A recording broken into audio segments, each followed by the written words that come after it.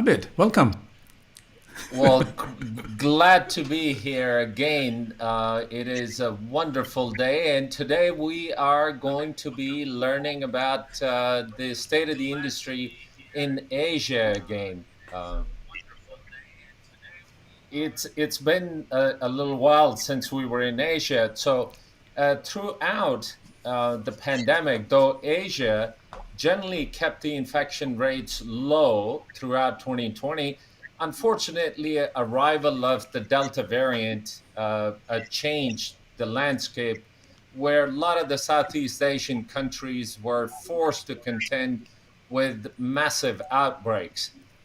In 2019, the tourism sector contributed more than 390 billion in the regional economies, and it is absolutely no surprise to anybody that many of the nations are keen to open the borders to welcome travelers back to all the wonderful destinations that are available. Almost every day in October, countries across Asia have revealed plans to loosen pandemic induced restrictions on inbound and outbound tourism. India, Singapore, Thailand, Indonesia, Fiji, and Australia, only a few of the markets announcing their plans to welcome, but mostly vaccinated visitors. Maldives and Sri Lanka were early in opening their borders, but with all this going on and with ever changing requirements and the somewhat lack of clarity on the local conditions, it will be difficult to gain consumer confidence, and restarting tourism might prove to be a bit harder than it was when we were shutting it down. Glad to have you with us on Hospitality Talks. I'm Abbott Butt, and I'm here as always with my co host Sam Eric. Welcome from my side also to Hospitality Talks. We already have several viewers on our live show, so really warm welcome. And if you write down where you are viewing from, we'll obviously say hello to you. But also, if you enjoy the content, you can help us to spread the good gospel of hospitality and tourism to everyone else. And by pressing that like button, YouTube will take care of that part for us. And if you really like the show, just press subscribe. That will help us a lot to even get further in our shows. So let me just, with further ado, then let's bring the panel and we can start the discussion. Absolutely. So, Sam, we're very fortunate to have today with us three absolute great professionals in our industry. Hiran Cooray is a trendsetter and influencer, particularly in Sri Lankan tourism, and contributes a great deal to the tourism industry. Carrying on the legacy of his father, he serves as the chairman of Jetwing Symphony, which is part of Jetwing family of hotels. His leading roles and active involvement in travel organizations like Pacific Asia Travel Association, Tourist Hotel Association of Sri Lanka, a United Nations World Tourism Organization, World Committee on Tourism Ethics, Sri Lanka Tourism Promotion Boards. These are just some of the organizations that he has volunteers and continues to work with, and his contributions have been invaluable. Thanks for being with us, Hiran. We also Thank have with us today Jesper Palmqvist. His career spans across hospitality, online travel agency, and technology since mid 90s, leading efforts in distribution, sales and marketing, and strategy. Since 2013, he has led SDR in Asia Pacific region and works with teams across the continent. Though an avid musician, he is really creating music, if I may say so, in bringing to life historic and future supply and demand data, as well as financial data for the hospitality industry, providing valuable market share analysis for global hotel and investment companies government, and academia. Jesper, thanks for being with us. And last but not least, Anuraag Bhatnagar is the chief operating officer at the Leela Palaces Hotels and Resorts. He's dedicated to strengthening and elevating the Leela's position as an epitome of true Indian luxury. With a career spanning over 27 years, he has been involved with world renowned Indian and international hotel brands. He has a passion for operational excellence and an unwavering focus on delivering highly personalized service while effectively aligning brand values with key business initiatives. His understanding of luxury consumer segment is instrumental in leading the brand through the next phase of growth. Jesper, Anurag, and Hiran, welcome to Hospitality Talks, and thanks for being with us. Thank you, Thank you. Arvind. Yeah. So, Jesper, if it's okay, lead us out with this discussion since you've got the 30,000 foot vantage point with the entire market. Tell us a little bit about the 2020 performance, a brief overview as to what the ups and downs in the industry, particularly in Asia Pacific continent, has been. Yeah, thanks. I mean, it's certainly been an interesting year because of Delta. To cut to the chase, right? We know that already last year you couldn't really bundle a big market. Wall Street people sometimes ask what's the RevPAR Asia Pacific. I'm not sure what to do with that. But now more than ever, you can't really bundle this yet. You need to go granular, look at different things. But there's so much variations. But broadly speaking, the Delta just prevented 21 from being what we now hope 22 will be, right? Where we start actually being able to do some kind of budgeting to see at least a bifurcated year instead of 4 or 5 times over and readjusting things. And I think we were also surprised with the amount of politics, the non-collaboration and the hard decisions that was obviously made around the region that made it so diverse that you have some markets that have been able to perform really well and tourism has been able to grow. I mean, airlift starting to pick up as well, and some others have not. So, in short, I suppose big domestic markets, some of them have gained demand, and there were some surprises in it, right? We all know how it started with leisure and local business and that kind of stuff already last year, but we're also seeing weekday business that I'm happy to talk about today as well. But if I summarize it when we talk about countries, there were some clear winners. If you asked me a year ago who I think some of the winners, China, obviously, because they are already growing, but the Indian comeback, which we can talk more about, has been a tremendous success story in the last few months. Indonesia, Maldives, who joined US and UK around that area. And on the flip side, I suppose the letdowns with that Delta, even if Olympics worked, Japan, we expected more this year, Australia, Thailand, Vietnam, and markets like that, and for sure. So there's a lot of different stories there of it. I guess being that it's a very diverse geography and a lot of these nations are very heavily dependent on cross-border travel, with the borders being shut down and all the other things that the countries were grappling with throughout 2021, some of these results are somewhat expected, whilst we would have expected markets like Japan or markets like India to have done far better, but Delta variant really created a havoc in many cases. Jesper, there has been lots of changes, even in office markets. The business travel segment is changed. Now, you guys being part of CoStar, you have all sorts of data. Are there any correlations that you can tell us about? For example, office occupancies versus hotel occupancies, and is there a correlation to be developed? I suppose the correlation is really on the where how early markets are reacting and from a recovery standpoint. So I do spend a lot of time looking at the CoStar, the commercial real estate data. which they have such abundance of in North America and Europe. And I mean, even before this, when I look at hospitality data, we would do the same and look at some of the trends. And not just that, US and UK, for instance, parts of Europe have recovered through it and are recovering in a different way. Less of the V-shaped, more of the long progressive recovery. And the latest things that we look at is leasing is the hottest topic in the office markets in the big cities. Leasing is certainly extremely high activity, likely to continue in the fourth quarter. People are returning to office, right?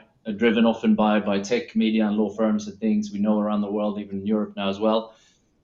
So that's one thing. And then in terms of sales of commercial real estate, that has certainly picked up a lot in North America. We're also seeing it in Europe, in London, as a good indicator.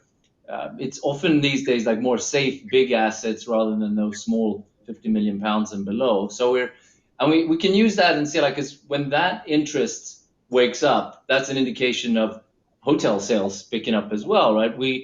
In the US, the last couple of quarters, there is assets have been sold and bought in the US, but it's mostly, the big Vegas sale, or it's luxury and big rather than that broad base that we see. But it is a step in the right direction. You have to remember that there is a lot of excess supply in commercial real estate and a lot of new supply coming as well. So that creates a bit of an issue. I mean, many are opting still for that subleasing, right? The cheaper option. We're still not sure about the balance of how many should be in the office. Do we need the distancing? So we're still seeing that being on out, but it's moving in the right direction. Fair enough. Jesper, when you looking at trends, and all of us in the industry are looking for the green shoots and possibly the silver lining, what statistics should we be gravitating to find out how the tourism industry is moving forward, and what can we expect? We're already in October. A lot of the hotels at this point are already starting to plan for 2022, for the budget exercise and that sort of stuff. What stats are critical and true indicative and predictive of what we can expect?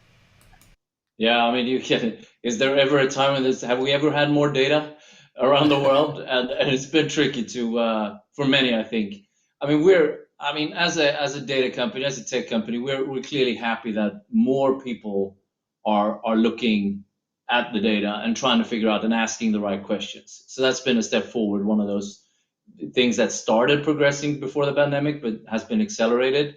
So we're delighted that that's happening, that we know that the classic benchmarking we provide is still very relevant. We've asked so many questions throughout this. So the key metrics that people use for feasibility studies or anything, still very, very valid. But we know that we had to accelerate things in point of demand. And one of the examples is business on the books, right? So forward star. So occupancy on the books is something we were planning and doing, but we had to accelerate it, fast track it out so that markets like the Maldives and London or Singapore can look and see how am I pacing on the books in specific comp sets. And it's also the monthly P&L would be another one, because we've always done P&L and other companies as well on an annual basis, but doing that monthly now to see more frequent flow through analysis. I think the maturity of reading it has increased in the last couple of years. So combining those data points, and obviously the pressure is on us as the supplier to make sure that that is accessible simply and given in an environment where you can easily digest it and consume it and make good business decisions based on that. So I think that's kind of the stepping stones that are happening. Fair enough. Jesper, and we'll hear from two of the operators that are joining the panel in a bit. Hotel companies and hotels all around the world have had to do different things. So whilst this data is available, people aren't there to really digest it because a lot of people have been let go or shifted their focus. Is there something easy that I can get access to that gives me what I can expect in my market from inbound travel and for my targeted clientele?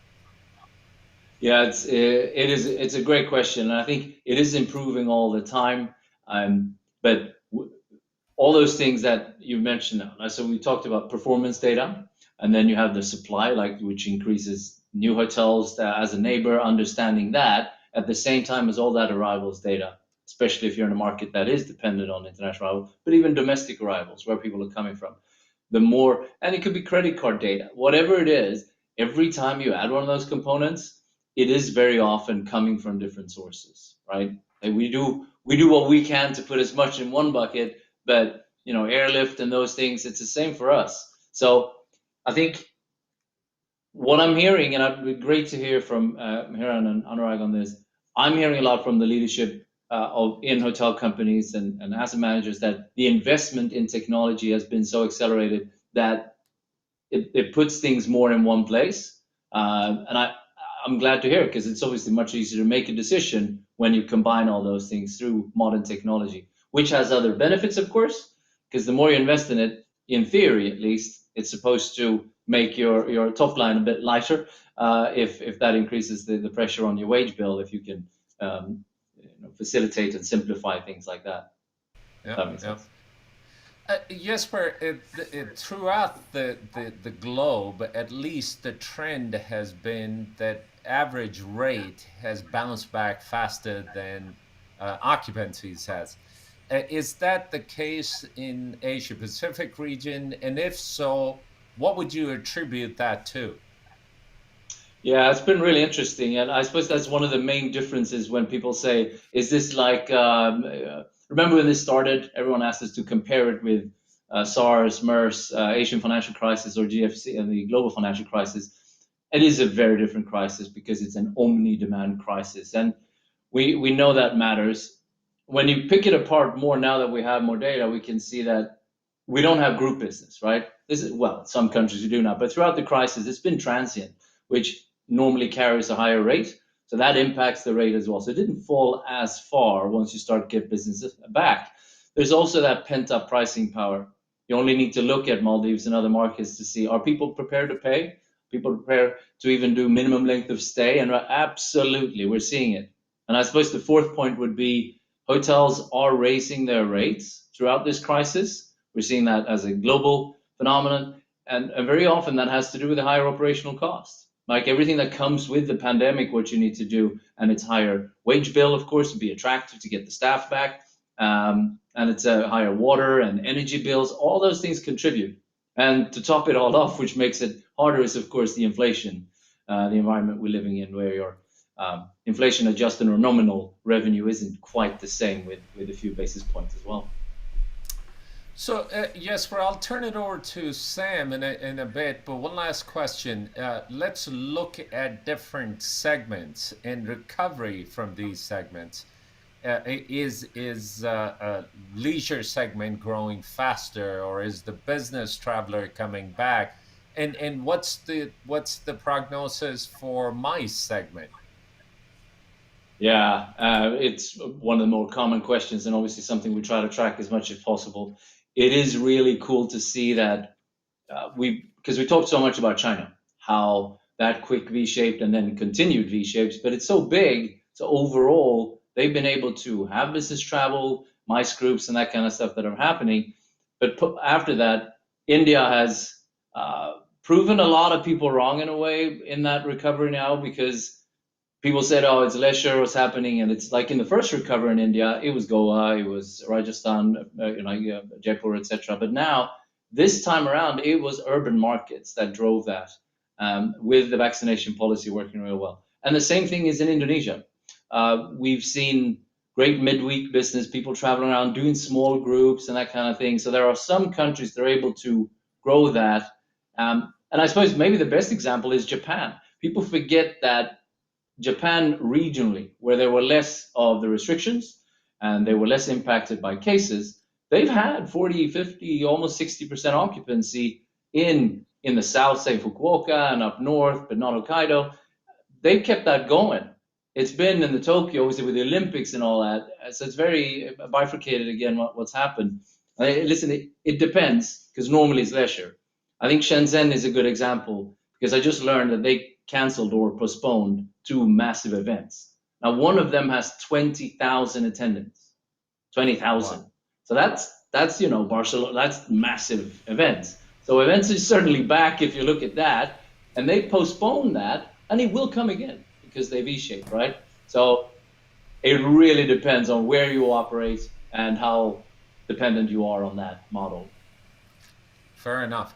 Well, let me hand it over to Sam, and I'll be back with you in a moment. Sam. Thank you.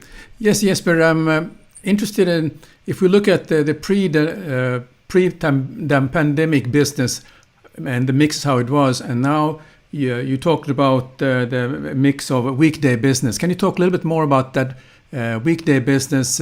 How much does it really represent to the business as a whole compared to what maybe it wasn't so important pre-pandemic? Yeah, and it's a fair point, because on one hand, of course, it's the fact that the more days you have with business, clearly you do better. We know so many countries that look at it. You got leisure, you got a Friday night if you're in Penang, but if you're in Langkawi, to take a Malaysian example, you get 2 nights because it's flight distance, right? So they get something different. And as soon as you start building up that extra day and add it up, which we see in those countries that I mentioned, that makes a huge difference on that demand, because it's real demand. Remember, we have a lot of countries that rely on either quarantine business in hotels, which gives a low ADR, if any, some kind of occupancy, keep it going, which means operational costs later to get back. But that mix in markets means that every time we do it, now pre-pandemic, there was such set seasonality and source markets and how it worked. So I'm really, and it's a topic I often bring up, like how will markets be able to shift their source markets, right? And I think it is starting to happen. I think some will do a better job than others. If you are over dependent on one source market before that, say the classic example of mainland Chinese, when you come out of this and you're not, and spread your eggs in more buckets, I think that's a great way to build up that base on weekdays as well. Maldives, case in point, for sure.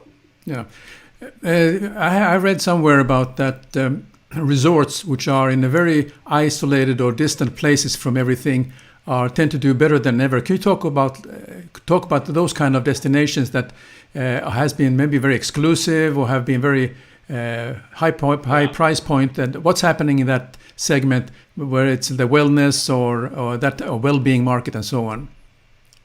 Yeah, it's been obviously great to see. To your last point there, the price point, right? People didn't care.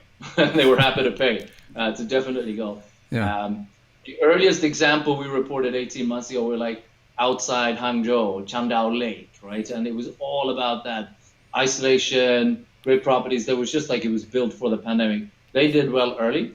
Yeah. Because there was 2 things that contributed to our early success, is based absolutely on location and what kind of property I was set up, with the logistics around it working as well. They just fell into place, and who knew? But at the same time, it's also looking at the surrounding areas and are you close enough to a heavily populated area? And that's why they gain so much, because you have that isolated property and everything works, but you could be far away and it wouldn't be able to work, or restrictions about border rules. Look at Australia, right? Queensland would have and had a lot, but then borders have been shut so much to New South Wales. So in a lot of aspects, it feels like it's a lot of luck if you had the fundamentals to drive that and be able to do it. But I think it's interesting because there is a correlation back to Amit's point there about real estate.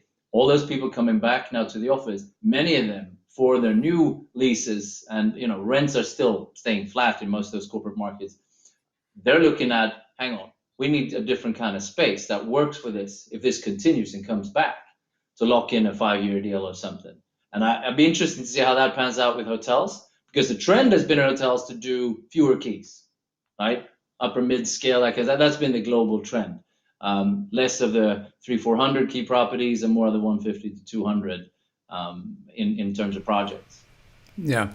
We just have one of our viewers asking, is it working, the long stay at the isolated resorts, working from resorts packages? I think he's referring to, or the person is referring to, that people go to isolated places to actually work from there rather than, any thoughts on that? Have you seen any of development, how people are maybe changing their way of working, that they go to a distant resort and actually work from there rather than staying at home. Yeah, that's definitely happened. I suppose when you put it into the bigger numbers, it tends to water down because it's still, not the masses that we talk about that drives our industry. That is, hundreds of thousands corporate travelers and leisure travelers that want to do what they did before and hopefully can do soon. But listen, it's not just anecdotal. We can see it as well and hear about it because when we look at the length of stay, right, and how someone would go. And in the beginning, listen, this was done by quarantine. Okay, you need, like in the beginning of Phuket or whatever it was, you had to stay 2 weeks and be like, sure, I'll stay there 3 months. How about that? So it's not just the stories of someone who flew to the Maldives in January 2020 and stayed there 4 months, or Sri Lanka, or any of our colleagues here at properties. So we have those, and they obviously hit the news, those stories. Sure. I mean, here in Finland and Sweden, when November comes, people can't wait to get to Spain or Southern Europe to work from there. And a lot of people were very happy that there was a lockdown, and actually they could work from there because it was quite accepted that you don't have to be in an office and you can work with your laptop. It's a good point. And I'll tell you, the example where we're seeing that already now is that I know from Thailand, right, which is, again, a popular destination for Nordic countries. A lot of villas are booked for Christmas for staying over an extended period.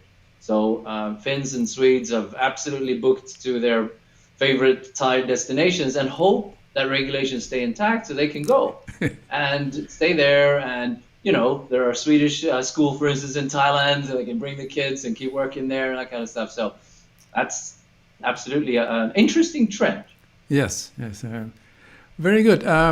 Just a final question. You mentioned about some of the winners now for this particular time, how the business in India has grown up. Are you referring to the Indian domestic business, or what was your comment earlier? Yeah, absolutely. It's been quite phenomenal, right? Again, last year, how it was so driven by the leisure markets in Goa and high-end hotels to what we just spoke about.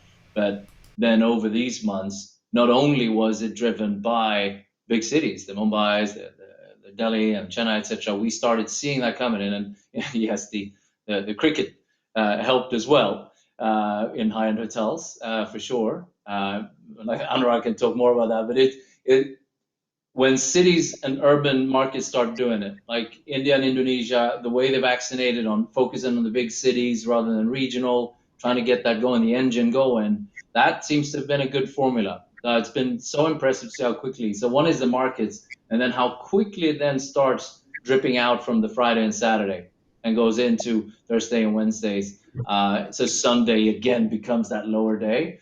I mean, the occupancy is now across many of the Indian markets is phenomenal by global standards. Okay, well, Jesper, thank you very much for your comments and your views, and let's go back over to Abid. Thank you. Jesper, one more question before we bring our next guest in. Are you seeing any changes relative to hotel brand affiliation? Are people going more independent versus upper upscale brands or upscale brands, or any of those that you can shed light on if there are any particular changes?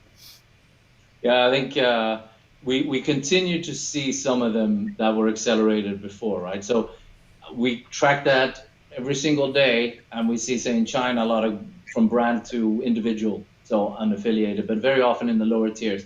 But then at the same time, there are definitely some reflags between brands, but obviously not so much from distressed assets, because as you know, that's not happening too much, especially in Asia. So it's less maybe than one would expect. I think all alternative accommodations will keep growing as well through that. Less, I suppose it's more mature now. We have to remember there are some cool brands that have popped up and continue to do well, like a Chinese group brand called Zhuyo, which had these pod hotels and things. That seems to resonate quite well still. So I think slightly more in terms of the changes, but I wouldn't say massive how it's impacting the overall markets. Well, there are lots and lots of regional brands that are also available in Asia Pacific area. So it'll be interesting to see how their performance comes together. But Jesper, thank you so much for your input. Please stay with us. We'll have you back in a moment. But at this Thank you. point, I would like to bring up Anuraag Bhatnagar so that we can talk a little bit about the Leela Palaces hotels and resorts. Welcome, Anurag. Thank you. Anurag, give us a very, very, very brief overview of what 2021 has been like, and we will be mostly talking about forward-looking information. But tell us what 2021 for Leela has been like. I think for the country, if I start for India, it was a mixed bag. I mean, quarters Q2 was devastating when the second wave of Corona hit the country, and just when the hotels had started to recover, we were hit by the second wave. But all the pent up demand and the revenge tourism and the domestic market really resurfaced, I would say, towards early Q3. And I can see now the state that we are in Q4 is likely to be very, very robust and positive. Taking a cue from what Jesper said earlier, our resort portfolio is doing 140% in terms of using 2019 as a base year, primarily led by average daily rates, ADR, as well as consumption of larger suites and villas with plunge pool, the higher end category of rooms. We have also seen a change in the consumer mindset, which will continue, which we forecast to continue beyond Q4 into Q1 as well. Typically, 70% of business in luxury hotels was international, which obviously didn't happen in 2021. We are seeing all of that starting to begin. I mean, we see the queries and the base building up towards Q1 of 2022. So overall, I think whilst 2022 was an year of reimagination and relearning, 2021 has been more of a foundational year for us to reset and grow into 2022 and beyond. Well, any systemic changes, Anurag, particularly from a luxury consumer point of view? Any systemic changes that you see that are going to be with us for a long time? I think the first big change that we have observed in all our resorts, hotels, and palaces is that the utilization of larger inventory rooms, larger space, as I mentioned earlier, villas with plunge pools, that's been a big change. I heard Jesper say that people are willing to spend more on themselves. Our customers, our guests have realized that life is finite, especially after wave two. We saw many people unfortunately getting impacted. The length of stay has increased tremendously. What used to be 2.5 to 3 room night, as length of stay is now over 4 nights. So that's almost a 25% increase in length of stay. The overall spend on the retreat or the resort per room night, whether it's for food and beverage or spa, has increased.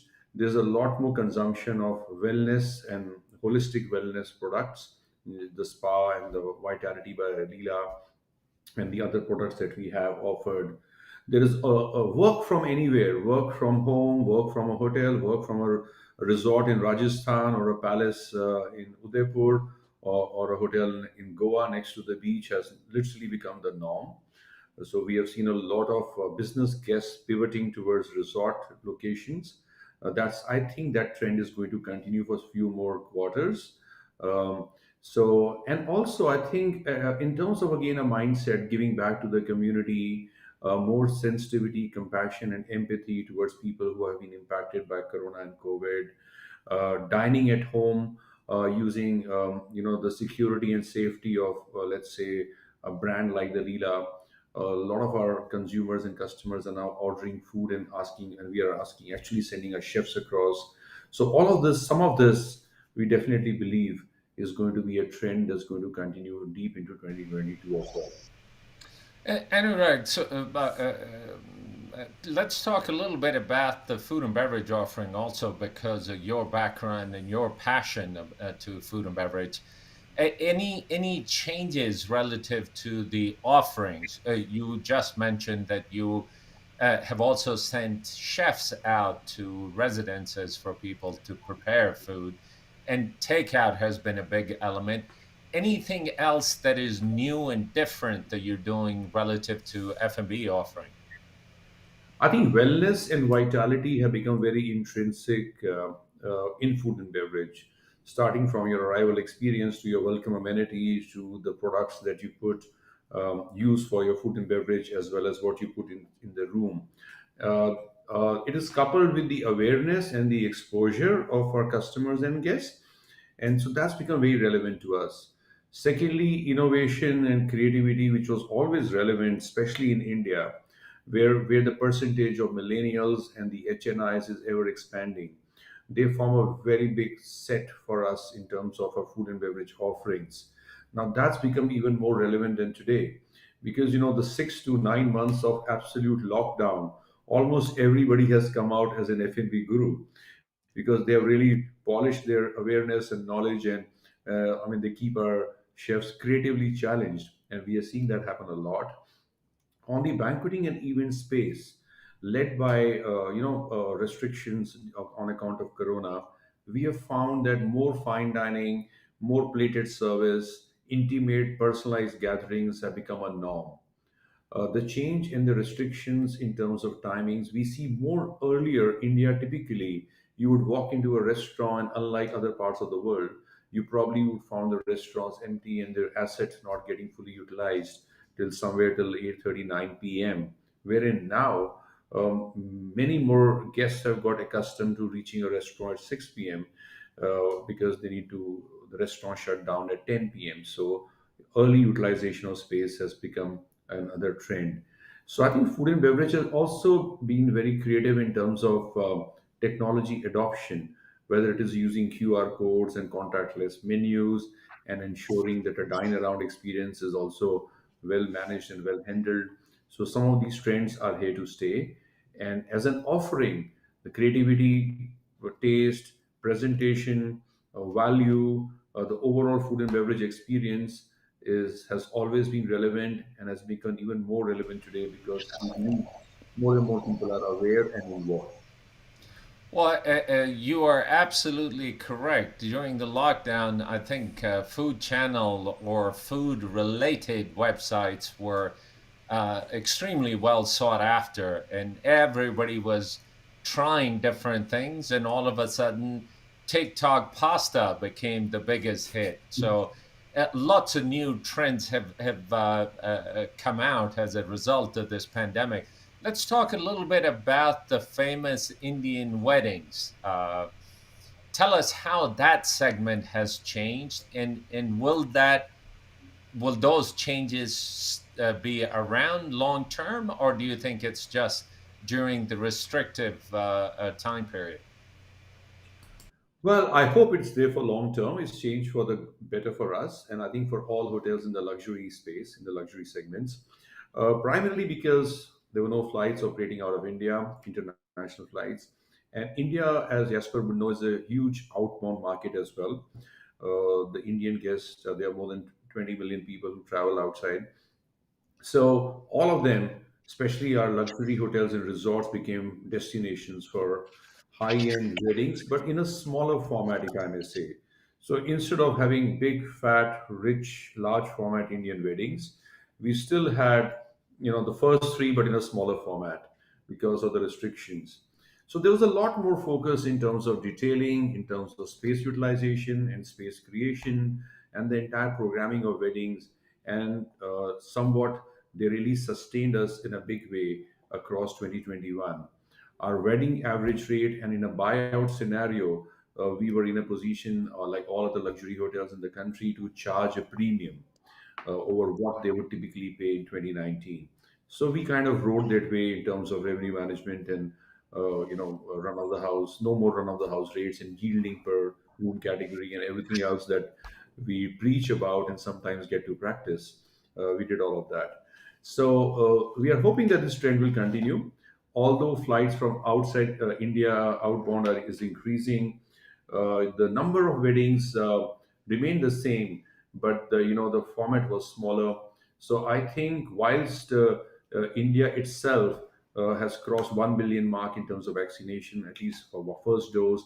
And as we reach the 40% mark in terms of complete vaccination, we definitely believe that at least for the first 2 quarters, the Indian wedding, which has really sustained our hotels, will remain a very, very strong component of our business as a market segment. And hopefully by Q3, the inbound would come back closer to its pre-pandemic 2019 levels to bridge the gap.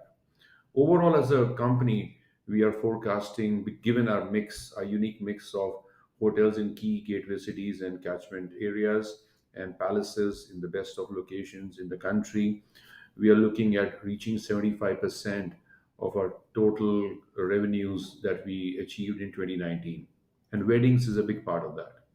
Oh, terrific! That's a great news, and certainly the shift from international or foreign visitor to domestic visitor. India is a huge, huge, huge market of both domestic consumption and outbound. So you were able to capitalize a bit of that. Anurag, let me turn it over to Sam, and I will be back with you in a moment. Sam. Thank you. Um, Luxury as a way of hospitality has been around for quite some time, and of course, in India, companies like yourself are renowned for providing that luxury experience. Can you talk a little bit about what are the changes you've seen in expectations from the luxury market? Just wondering, from your point of view, I would be interested to learn a little bit of what are the changes, perhaps because of the generation shift in travel, or there might be something else. Maybe you can enlighten us on this part, please. So thank you, Sam. I think thank you for that. Leela has always been in the luxury space, and if I may use this forum to let you know that for 2 years back to back, the Leela Group has been voted as the world's #1 brand by Travel and Leisure US as a part of the Consumer Readers Survey, and we definitely want to make a hat trick out of it. But coming back to your question in terms of the luxury, we use this time to reinvest back into our product and asset quality, upgrading our assets to ensure that once the markets really opened, the product per se was absolutely world class, because we knew there were no distractions of guests, so to speak. When we were running single digit occupancies, we could actually take things apart and reset them back. We invested a lot on the product. We also invested a lot in terms of inculcating a luxury mindset through various trainings of all levels of our associates. We hired the best talent, kind of opened 3 new hotels. So luxury today, to me, in terms of India, is all led by experiential stays. It's like what you do is to be kind of unadulterated by just product itself, but using more time as luxury. What kind of experience and activations can you do? What's your programming all about? How personalized and how predictive can you get about your customer needs, for your guest needs? It's like pre-arrival, we were able to use technology to put in a guest recognition program for repeat guests. We are also able to use again technology to ensure that we capture all their preferences pre-arrival, to ensure that we were more intuitive and anticipatory in our services. We fine-tuned the Leela Butler services, what we call the Leela Palace services program. We use this downtime to train a lot, get the focus towards personalization in a big way, so that we could, without being obtrusive, yet be in there when our guests came back to the hotels. And as I mentioned earlier, our guests are being far more particular in terms of what they consume, how green is the hotel. So sustainability and usage of the natural elements, uh, bringing the environment in, more open spaces. To me, that's really an expectation from the new luxury guests. And of course, wellness, luxury in wellness, where it's not just a very regimental wellness, but more holistic, beyond just spa and food and beverage offerings, into more of mind body rituals. The music programming and all that also has to come into play. So we use this time and to really cater to our luxury customers. Well, you have a great tradition of the wellness, and usually in Europe you see, or maybe perhaps in US, they say that this is the next best thing, and they come up with the idea. But that actually it has been around in India for centuries. So, but what I was wondering is that In terms of dining, you mentioned the sustainability, and also people are looking for maybe plant-based food or some along those lines, because we had a segment a while ago about dining, and one of the hottest chefs in US now, he's an expert on plant-based, and one of the luxury hotel chains hired him to open a vegan restaurant in their luxury hotels. I don't know how exciting that sounds to you, but because maybe you're already doing that, but I want to get your reaction to how this is seen from outside into this aspect of the luxury market. No, completely. Farm to fork, organic food, growing your own vegetables, herbs, straight from your own kitchen gardens to the plate. All of that is extremely popular, and more of our guests are getting engaged in that. We have seen that buffets are kind of they were initially very popular, and they were kind of a great platform for our chefs to be creative. We are seeing more plated food coming out with a great balance of cuisine. Whilst buffets are still relevant in certain markets and certain hotels, but we have seen a lot of focus and expectation and a request from our guests in terms of more plated food. We have seen innovation happening in food and beverage where there's a mix. So, as I said, overall, I think post-COVID world, with the awareness of our guests and the realization that everybody lives only once and life is finite, more and more focus, whether it's cuisine or wellness offerings or the vegetables, fruits that one consumes, and so wellness has become a lifestyle now. It's no longer something which is, and vitality. I find I go a step beyond. Is a program that we created at the Leela catering exactly to this expectation of our guests. Very good. Well, Anurag, thank you very much for your insight, and I'll hand it over back to Abid. Thank you. Abid, Looking at the luxury offerings, the market has evolved over a period of time. Are there services and facilities today that are not relevant to the luxury consumer? Is there anything that you think is passé? well, I think one thing which used to be kind of a correlated very closely with luxury was when you were paying in a certain premium category or staying in a suite or paying in a villa. You were, especially in India, I would say, you were used to seeing four people around you, literally one in every 8 feet of you. That I think is a bit passe. People like to be in control. Whilst our guests want to be recognized, they want to be serviced to be intuitive and anticipatory and not very obtrusive. So luxury today is not just about having six people catering to you all the time, but it's also more about being more anticipatory, more predictive, and giving it to you before you ask for it, offering that service with a warmth and graciousness. So that's, I think, is a trend which we have observed. The second thing, which probably earlier there was a lot of usage in terms of collaterals and paper and uh, large spaces which were taken from a design standpoint in our rooms and our villas. Today, our next generation of luxury consumers don't necessarily require them. As I mentioned earlier, they can work from anywhere. They can put a laptop anywhere and work from there. So, as we practice design thinking in our hotels, we're also looking at how our rooms of the future should be like, how a product category should be like. And last but not the least, I think as a trend, I believe that we really are in a position today to embrace more of the environment, more of the larger community, and it's like it's a trend which wasn't there earlier, but today we feel post-corona, we see a lot more empathy and compassion, not just for our associates, but also for our partners, vendors, and other related associates coming through from our guests as well. So I think we see a lot less negotiation in some cases, and we hope this will continue and remain. Well, thank you, Anurag, for that. I really appreciate all the insights. I know you press for time, so thanks for joining us for this conversation. Please stick around as long as you can, and if you need to go, we certainly understand. At this Thank you. point, I would like to bring up Hiran Cooray. Hiran, thank you for joining us today. Thank you, Abid, and nice to be with you. And Sam.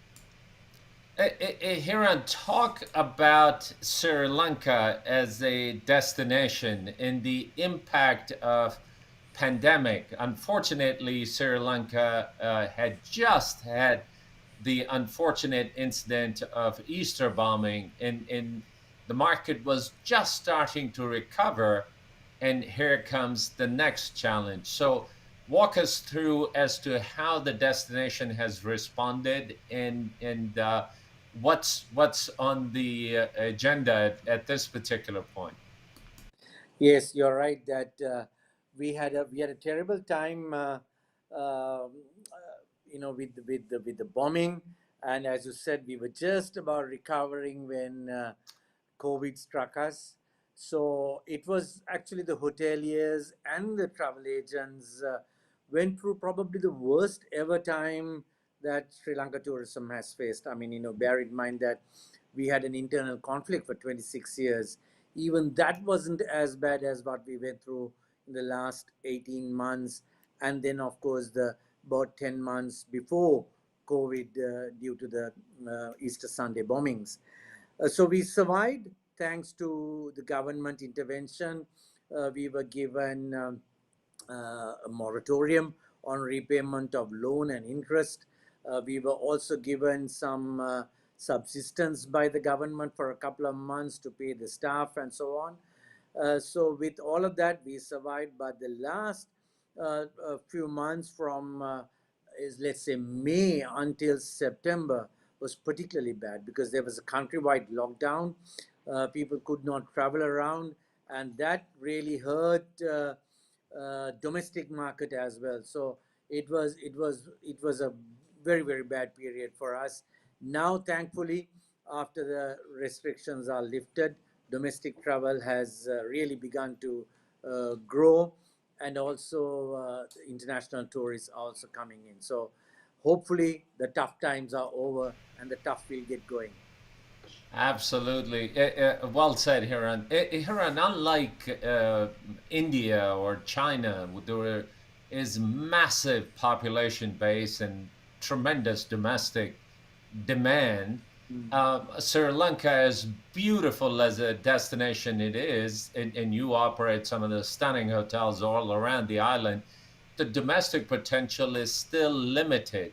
Talk to us a little bit about that. How were you able to pivot from heavy reliance on Right. foreign visitor to domestic traveler?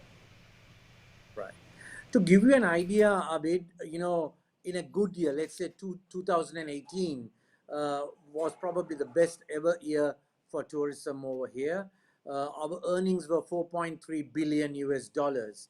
Sri Lankan spending outside the country was 1.7 billion US dollars. So that remained in the country, and some of them did actually spend some money. For example, for us, even in that good year of 2018, the number one market was the domestic traveler.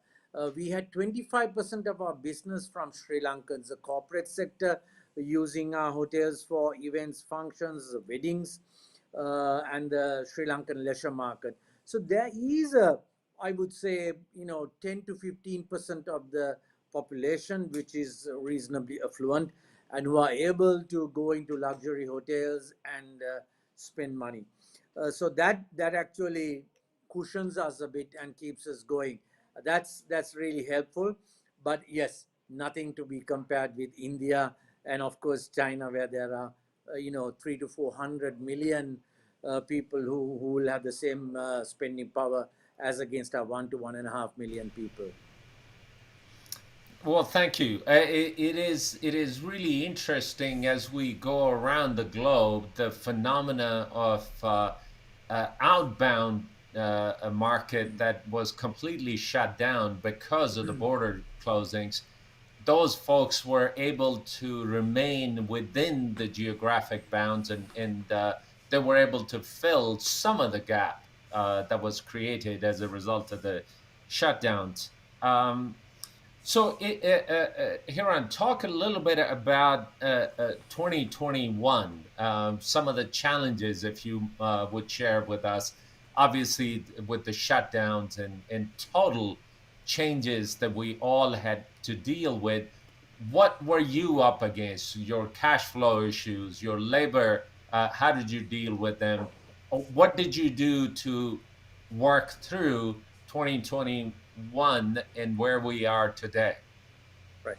Up to now, I think one of the main losses for us, in addition, of course, the financial losses, humongous. We've never had such a bad experience financially, but on top of it, we lost some of our good staff. As Jesper was saying, Maldives is doing extremely well, and some of the very good food that you eat are cooked by our chefs from Sri Lanka. So we've been losing most of our trained cooks, chefs to Maldives Islands and the Middle East. That's been a blow for us. We've also lost some of the other associates who are in finance, side and the engineering side to other industries. They felt that okay, they may not see a future in tourism, so they left us to join, garment industries and other industries, or left the country. So that was a blow for us. Some of them, some of the hoteliers found it difficult to maintain their hotels. Some of the foreigners who were owning little villas and small guest houses and so on, they just disappeared into thin air. They just didn't show up. The staff were left on the lurch. They could not, survive. So there were a lot of those, pandemic-related issues that caused quite a blow for us. And now, finally, since September, things are falling into place. Most people are. The another issue is a loss of confidence once again. We took a long time after the end of the conflict for the hospitality sector to get back the confidence they had lost, because we were just, catering to cheap and cheerful tourists who were coming here for $20-30. So finally we were, getting into a situation where we were catering to discerning travelers and who were willing to pay some money. And once again, that confidence is lost. I can see that happening in some of our hotel partners, the confidence to charge higher rates. So I was encouraged with what Jesper was saying. People are not reluctant to pay, and that confidence is not there with my colleagues in the industry, even in our own company. Some of my colleagues don't have that confidence to charge reasonable price for what they want to pay. So we are that's a challenge, and so these we need to slowly overcome, get back the product in place to welcome the tourists from overseas. Hiran, you bring up a good point. Hoteliers typically, for some reason, we tend to be gun shy when it comes to rates. Our way of inducing demand typically is to drop the rate. Whether that induces demand or not, I tend to think it does not, but that's what's practiced. For once, this time around, the worst time in the history of our industry, it appears that the rate is holding strong. So hopefully, Sri Lanka is experiencing the same thing, and that'll give all of our colleagues some confidence to make Yeah. sure that that continues on. Hiran, you talked a little bit about government's involvement with grace periods and forbearance on debt and that sort of stuff. Is there more capital available? Were you having to recapitalize some of your assets? Did you have to go raise some more debt? What was the capital market situation like throughout this time period, but particularly for yourself? Well, there are vultures everywhere, Abid. I mean, so I'm sure there'll be people who will be on the lookout for, bargain deals. I, I mean, from a major capital market point of view, right until now, I haven't seen that much of interest. But now with the restrictions lifted and people beginning to travel and confidence slowly returning, I would think that there'll be people who will be looking for opportunities.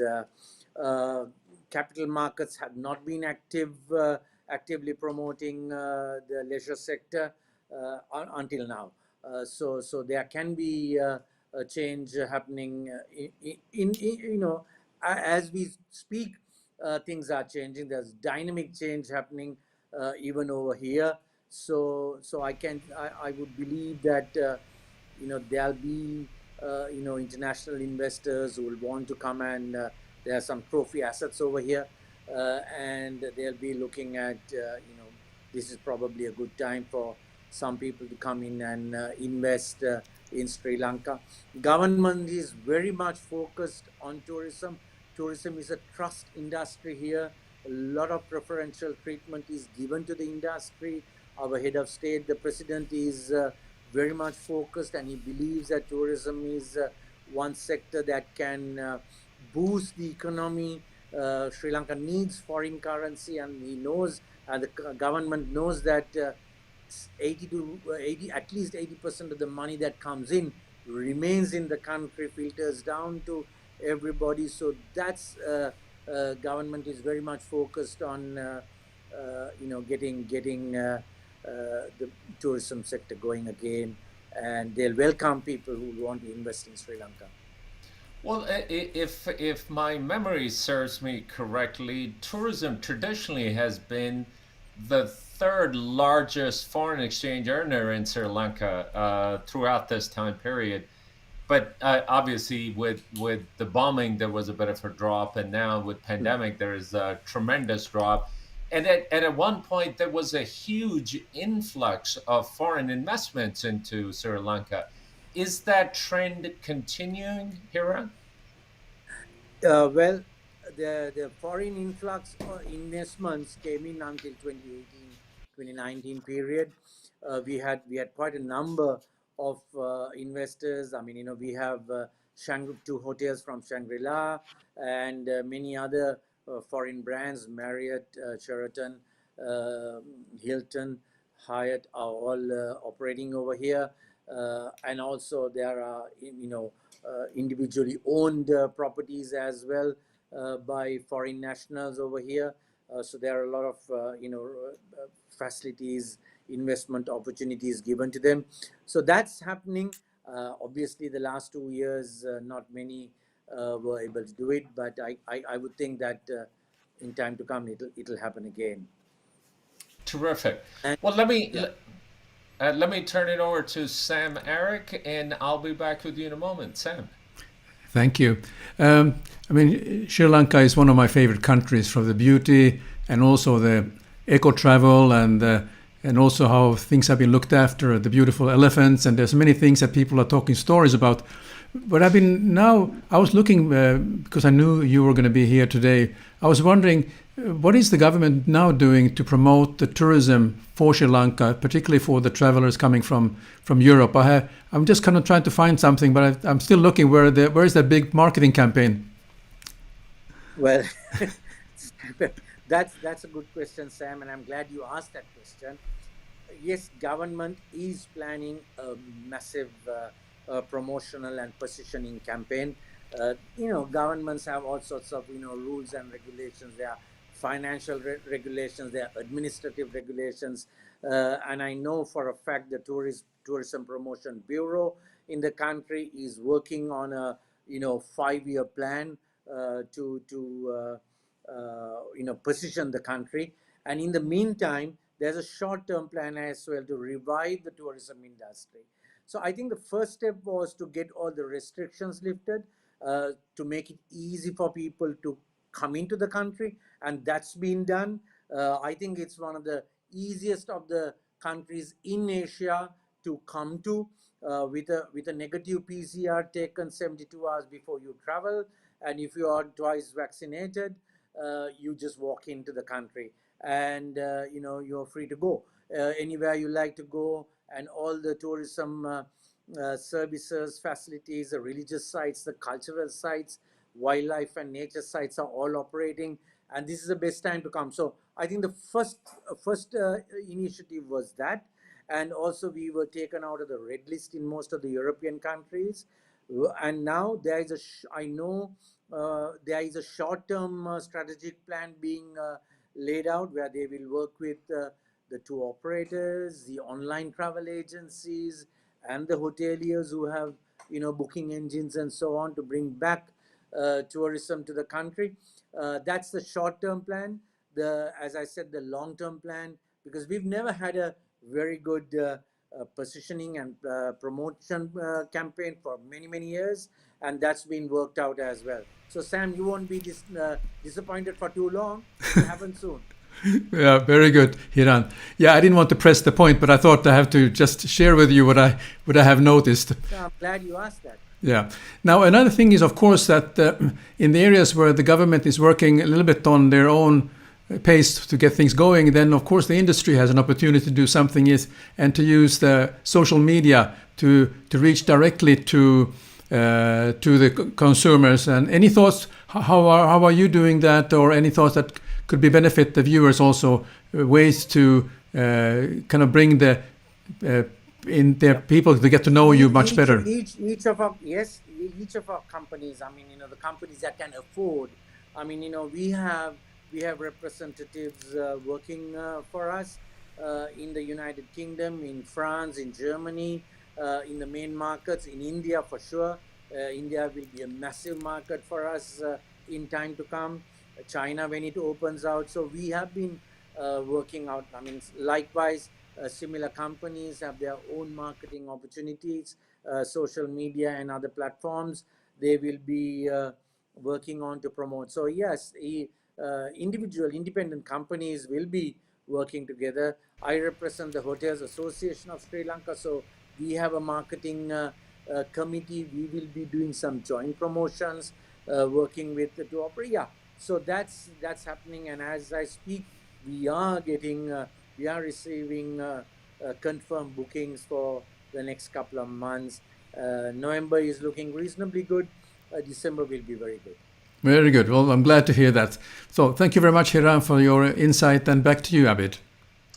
Hiran, talk a little bit about the sustainability and the fear of over-tourism. I know in Sri Lanka, after the domestic conflict, it was being repositioned, and there was lots of emphasis on sustainability elements.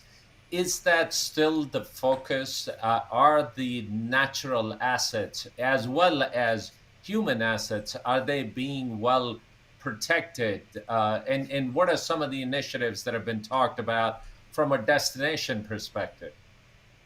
Sustainability and wellness are very high on the agenda. I mean, sustainability is something that we pride ourselves in. Jetwing as a company is probably the country's leader in sustainability, renewable energy to waste management to everything. And now many other hoteliers are going ahead with that.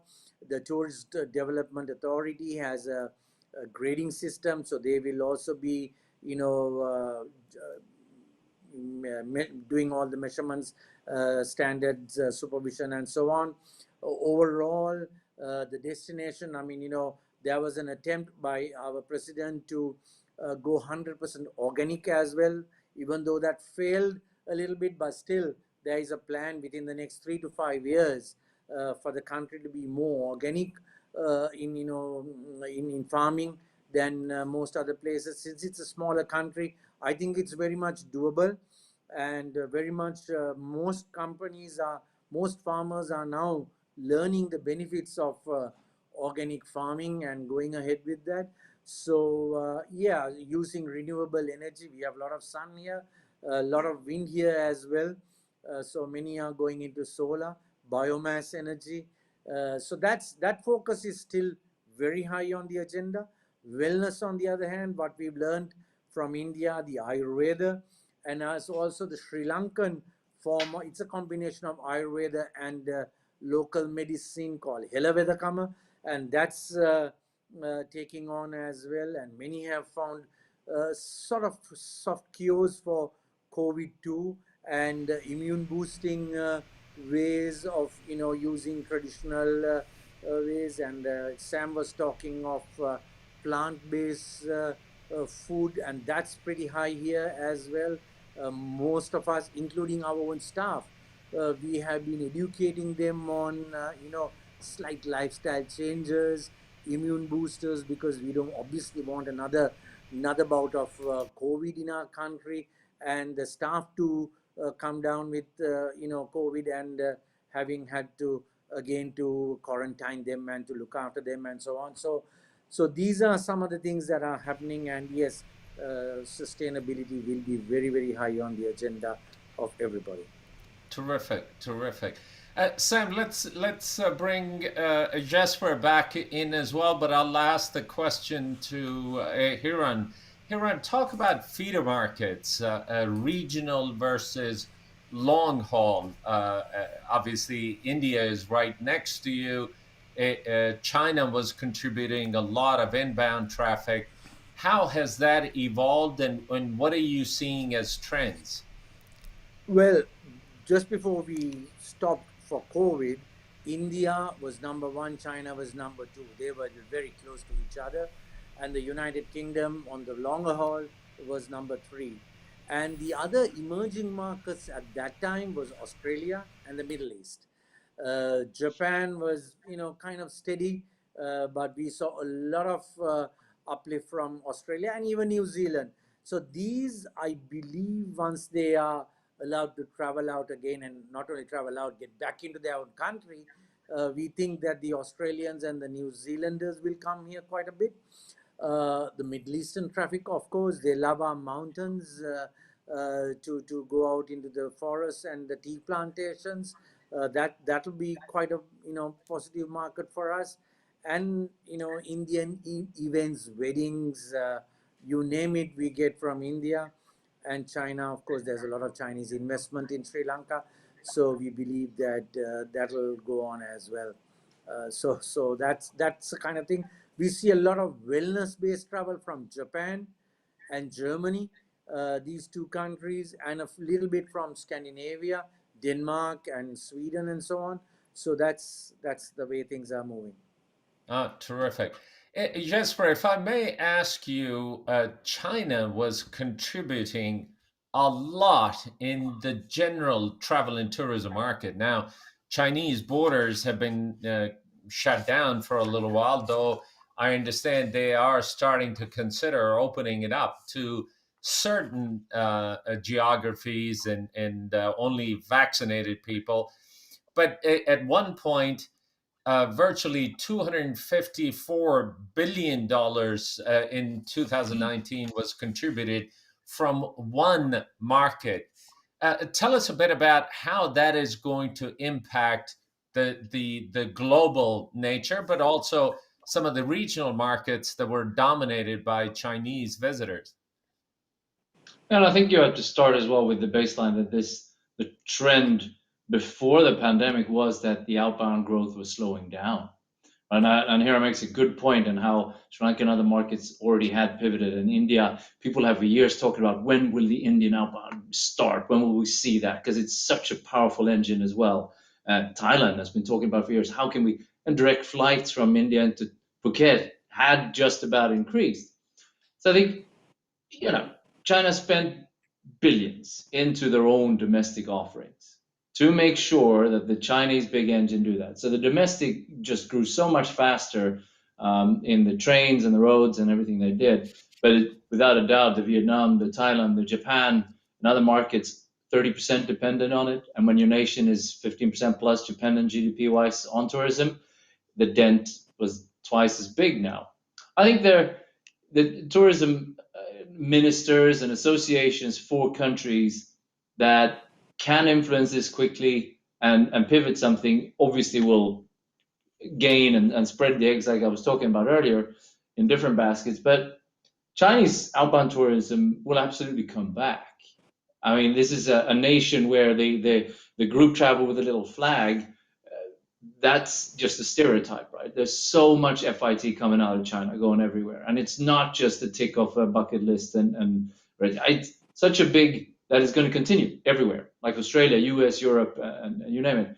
I think right now, Olympics Beijing is that thing, like one of the high profile things that means so much to China that to risk things is a no-no, right? So if we look just in the near future, you got to hold back and make sure that that works, to put on a good face and a good show, TV Olympics or not, right?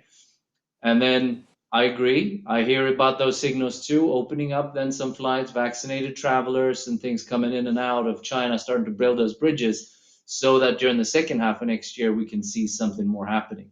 And I tell you what, that gives a lot of other source markets that are more open another good innings, right? There's a lot of runway for other markets to keep providing markets, because we can talk demand and occupancy in flights. The spend is a big factor, right?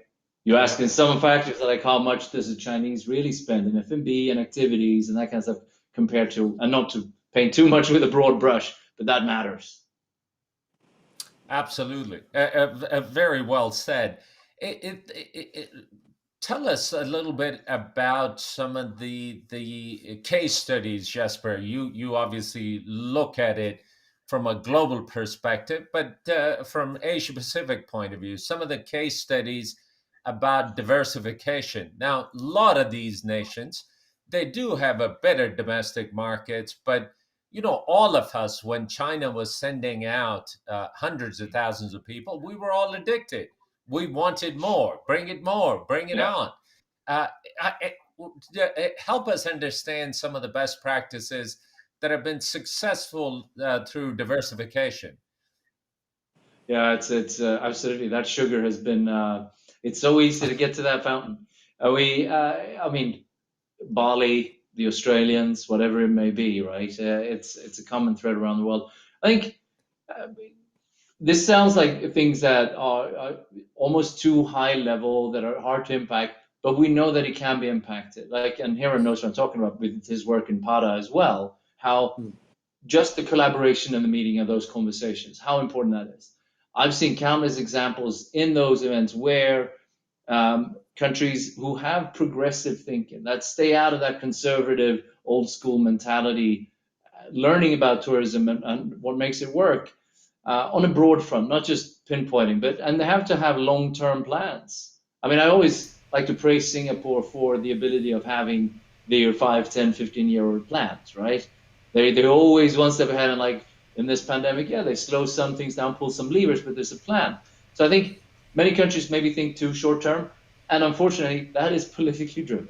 You only have to look at Canberra to see, yeah, it's not easy, even during or after or before a pandemic.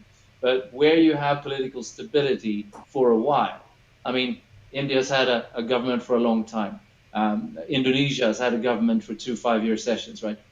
I think that plays a big part in those tourism decisions that they need to make, because this is not going to happen just by industry and by us saying it needs to happen. It needs government, it needs associations, it needs proper bilateral and multilateral communications. It's not done overnight, I'm afraid. There's no magic formula, I think. I'm just so impressed with, I mean, again, we're praising Sri Lanka like crazy here, but for a reason. It is, I love Sri Lanka, I've been there many times, and they've done so much right. Sri Lanka now compared to 10 years ago is night and day, right? In terms of progression, it's the same amazing place. And I love the progressive nature that Sri Lanka has taken to this. Oh, that's fantastic. Well, Hiran, thanks for all your leadership relative to travel and tourism, particularly in Sri Lanka. I would echo what Jesper has said, having seen the market over a period of time. It is incredible the progress that has been made, and still more to see. Hiran, you talked a little bit about loss of talent to other markets or other industries. This phenomena is very common. Now, if I recall correctly, you were able to retain all of your teams, and you didn't really furlough anybody. So, if I'm correct in that, hats off to you to getting through some of the toughest times, but still looking after your team. So that's hugely, hugely, hugely admirable. And thank you for doing that. But talk a little bit about what can the industry do to attract talent. There is a massive, massive exodus from the industry, globally speaking. And so, what can we do? What can we do to attract talent and retain them? Well, one of the things we do, Abid, is that we have a program called Jetwing Youth Development Program. We go into the rural areas of the country where the youth do not have proper educational facilities, and we just look at, can this child who's over the age of 18, does he or she smile? That's all we require. We teach them English, we teach them hospitality skills, and we train them.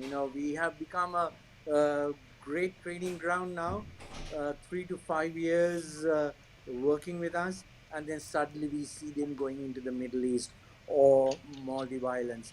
But that's not a permanent shift as well, because they work a couple of years there, learn more trends, and then they come back. So this cycle continues. So even though we have lost in the short term, we are not that concerned, because as I know our HR team is on the prowl once again, bringing back youth in different parts of the country for training programs.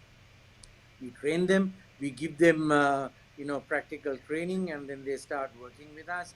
And while they are maturing, some of the others who have gone overseas will come back, because Maldives Islands, for example, while it's a fantastic place to go on holiday, it's not such a great place for people who are working there day in, day out. Forgive me for saying that, but a couple of years there, they earn, of course, much more money than what they would earn here, and then they come back. Similarly, in the Middle East, they work, earn money, come back. And don't forget, the number one foreign exchange earner for Sri Lanka at the moment is remittances. So therefore, it's an important segment for the destination, for the country as a whole. So we train, we develop, we send them out, they improve further, come back. So this is the cycle will continue, and we keep the Fair enough. ball keeps rolling. Abid, if I may, just to follow on that, and to ask you here, because one of the things that I remember from Sri Lanka were these plans about hospitality schools up north, and those plans, which you need that as well. Many countries have.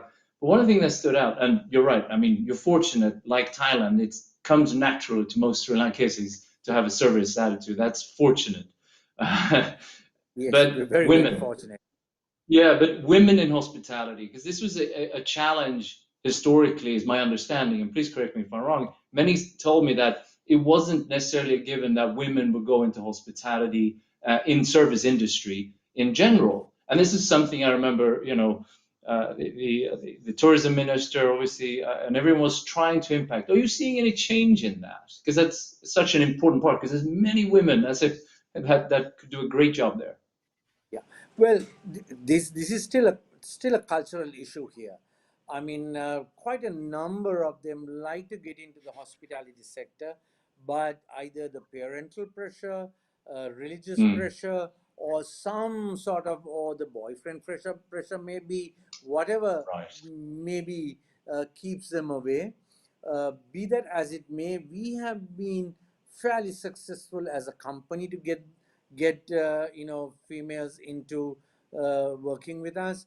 We are at least 5 to 10% more than the industry average when it comes to the number of females working with us. That is because we work with the clergy, whether it is a Buddhism or Christianity or Islam or Hinduism. We work with them, so therefore we are able to attract more through them. And but you're right, yes, but it should be much higher. We should be 30-40% of our Yeah. workforce should be female. We are still 15-20%.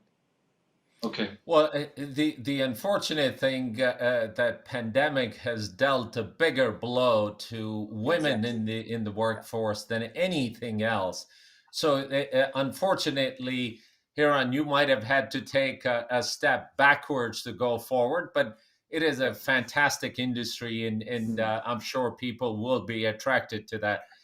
look, we have approached the end of our time. Sam, are there any other questions? If not, I've got just a couple more for our guests. Now go ahead, Abid. Uh, just Jesper, from your point of view, one takeaway for our viewers from this conversation, and one learning from the pandemic. I think if I start with the last one, because you guys talked about staffing today and that the importance of this industry to promote itself well. Because here we go, this is one of the biggest staffing, the great resignation that you talked about. How do we get people back in the industry and draw it with the Sri Lanka in that level, but everywhere to make it attractive? And it's not just about wages, right? It's about the whole thing. And so I think for me that's the biggest challenge and opportunity that we have to remain relevant in there. From our conversations today, I mean, I just always the optimism, and also from Anuraag was saying, like, luxury is reshaping and reforming, and India is such a great starting place for that, and Sri Lanka, because masters of luxury, making it something new without losing the values. And I liked a lot of stuff he said about that. It's still, we can create efficiencies, we can deploy technology and everything, and maybe the staff per room ratio does go down, which helps out a bit with the budget. But at the end of the day, there's enough people and enough values in there to have that. So I'm really excited about how luxury reshapes moving forward, starting in the Indian Ocean area, which is really cool. Well, we'll definitely have to have you back, Jesper, to tell us the trends looking at profit and loss statements, because in many ways these high ADRs that have been created and low operating costs because of staffing changes or whatever might have been done, globally the margins have grown, and I'm sure organizations are going to gravitate to keeping those margins as we recover. It'll be interesting to see as to what services and facilities are actually brought back, either because of guest preference or because of the costs involved in it. Hiran, same question for you, if you don't mind. One learning from the pandemic, what can we do to be better resilient as an industry moving forward? And one takeaway from this conversation. I think what we in the hospitality sector or leisure sector have taken for granted is, health and safety. We've kind of neglected.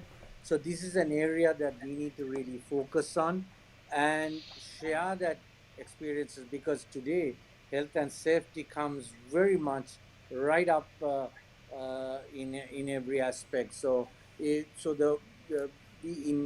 it comes to catering, food, and everything else, there is a way for us to communicate that message, spread that message across, how food can heal you and not food can harm you. That kind of message and in mind, body, wellness, all of that. Because if you're not healthy, this tourism will not last for long.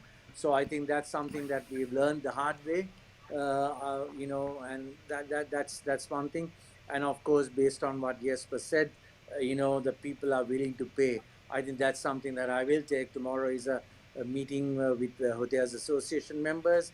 I'll be sharing what Jesper said. Yes, people are willing to pay. You don't need to really discount and give bargain basement pricing and subsidizing travel, because people are willing to pay. And I thank you for that, Jesper.